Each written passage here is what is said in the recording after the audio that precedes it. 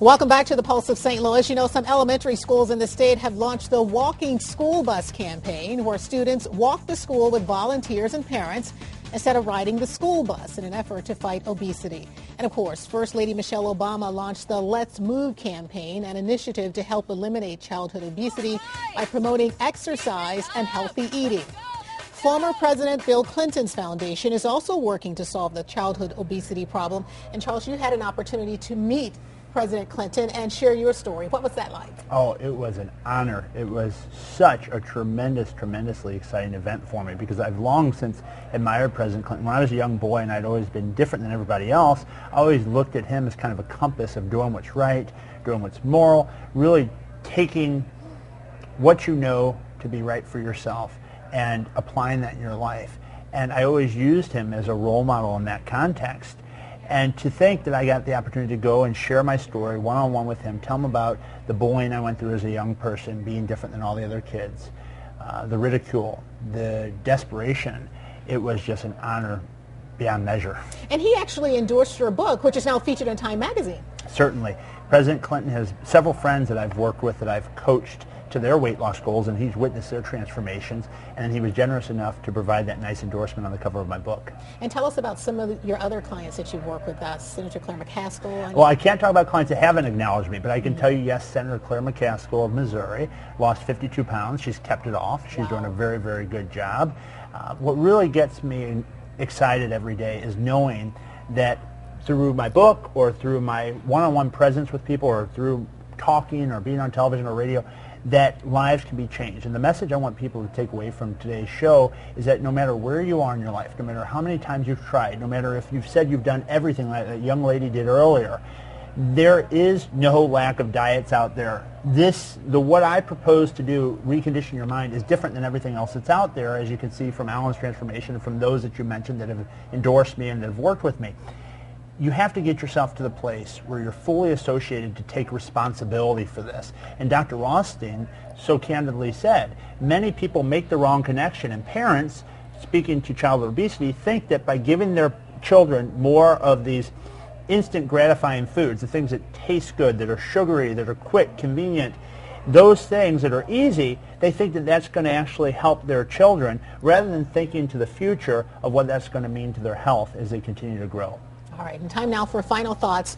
Alan, let's start with you. Your final thoughts on the subject. What is it the one thing, if you can think of, that you want everyone to know? I guess it just kind of goes with what Charles says. You know, if you want to lose the weight, you can do it. There's a ton of stuff out there, but I think it all begins with changing your mindset about how you think about food.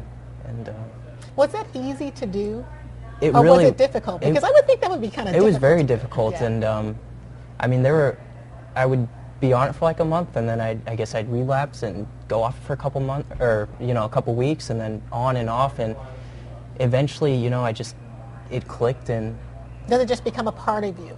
Oh, absolutely. Mm-hmm. Yeah. You find the real you, I always say, because underneath the fat, the real person lives.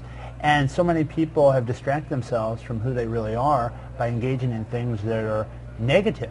So love yourself for who you are. If you're different, if you don't fit in, if you're a child and you're watching this and you're being made fun of and bullied every day and told that you're not good or you're different than who you know yourself to be, stop listening to that negativity and start feeding your mind, feeding your body with positivity, nourishing foods, and getting active. And you don't have to engage with the kids that are bullying you, but rather develop a peer group or talk to your parents. That's another thing, that there's a disconnect of communication. When I was a child, my mom thought she was doing the best thing for me by taking me through McDonald's drive-thru and getting a Happy Meal and the little Furby toy that came with it at that point, when it was only exaggerating my problem. And she was just like you. She was doing what she thought would be loving and caring, but it was only precipitating more of a problem.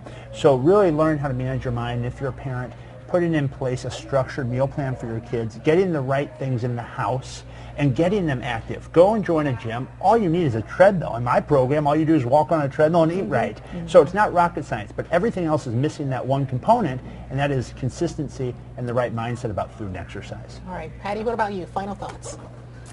Gosh, I have a lot of final thoughts, but I think a final thought would be try to be more in tune to your children. Be supportive of them. Be a good role model for them. and sometimes you have to take yourself outside of yourself as a parent and really look at them, look at them physically. If you're buying them larger clothes or you're doing things like that, maybe realize that, they need help and you maybe don't have that communication with them that you need to see what's wrong. There's something else besides, maybe they had a bad day at school or something like that. There's something deeper and to try to get to that. Right. And I missed that with Alan. And so that would be my advice or suggestions for any parent is to try to find that.